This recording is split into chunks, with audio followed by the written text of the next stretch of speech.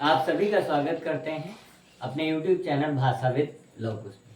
आज हम चर्चा करने वाले हैं ध्वनि पर। ध्वनि क्या है? एक प्रकार का एक मूल स्वर है, एक आवाज है, जैसे कि और ये भाषा का सबसे लघुत्तम इकाई है, सबसे छोटी इकाई जो है वो ध्वनि है। इसका कोई खंड या टुकड़ा नहीं होता। जैसे कि वर्ण, इसको वर्ण भी बोलते हैं, वर्ण का मतलब अक्षर होता है। यह भाषा की जो लघुत्तम इकाई, लघुत्तम मतलब बहुत सी छोटी सी, जिसके कोई खंड या टुकड़े नहीं होते। वर्ण वह मूल ध्वनि है जिसका खंड नहीं होता, जिसका टुकड़ा नहीं होता, और टुकड़ा होने पर ये एक तरीके से निरर्थक हो जाता है। हिंदी वर्णमाला में कुल 46 वर्ण हैं। और वर्णमाला कहते किसे हैं? जैसे कि आप जानते होंगे वर्णमाला अ, आ, ई, उ, और ऋ। ए, ऐ, ओ, औ, अं, अ, क, ख, ग, घ, अंग, च, छ, ज, झ, ञ, च, छ, ज, झ, अण, त, थ, द, ध, न, प, फ, ब, भ, म, य, र, ल, व, श, च, स, ह, छ, त्र, ज्य। ये हिंदी वर्णमाला है। अब हिंदी वर्णमाला का मतलब है वर्णों का क्रमबद्ध समूह ही वर्णमाला कहलाता है। वर्णमाला का मतलब है वर्णों का क्रमबद्ध समूह ही वर्णमाला कहलाता है।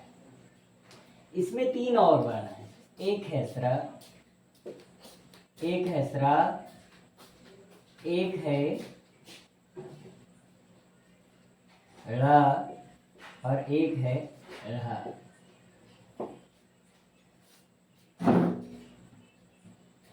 तो इन वर्णों का जो समूह है वही वर्णमाला है। उसके बाद स्वर वर्ण किसे कहते हैं? स्वर वर्ण से अभिप्राय है, मतलब है कि जिन वर्णों का उच्चारण हम बिना रुके बेझिझक, बिना किसी वर्ण की सहायता के, खुली ध्वनि के साथ, खुली वाणी के साथ बोलते हैं, ऐसे वर्णों को स्वर कहा जाता है, स्वर वर्ण कहते हैं। जैसे आ, ई, उ, और री, ए, ऐ, ओ, औ। अब मूल स्वर कौन से हैं? मूल स्वर का मतलब जिनके संयोग से अन्य स्वरों का निर्माण हुआ, जिनके मिलने से अन्य स्वरों का निर्माण हुआ, उनको मूल स्वर या फिर ह्रस्व स्वर कहते हैं। जैसे अ, ई, उ, री। 4 प्रकार के वर्ण कौन से? अ, ई, उ और री।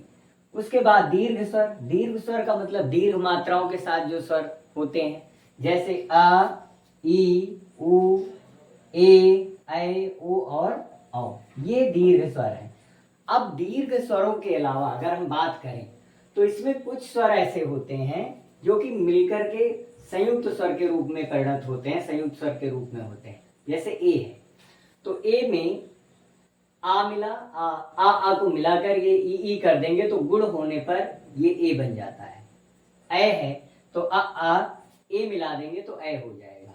और ओ है तो आ उ मिला देंगे तो गुण होने के कारण ये ओ हो जाता है। और औ में ओ मिला देंगे तो ये वृद्धि होने के कारण, 2 चीजें वृद्धि होने के कारण, एक ऐ और दूसरा औ, ये तो वृद्धि होने के कारण बनते हैं। और ए और ओ ये दोनों गुण होने के कारण स्वर बनते हैं, है ना। ये संयुक्त स्वर कहलाते हैं। कौन से स्वर? जो स्वरों के सहयोग से, स्वरों के संयोग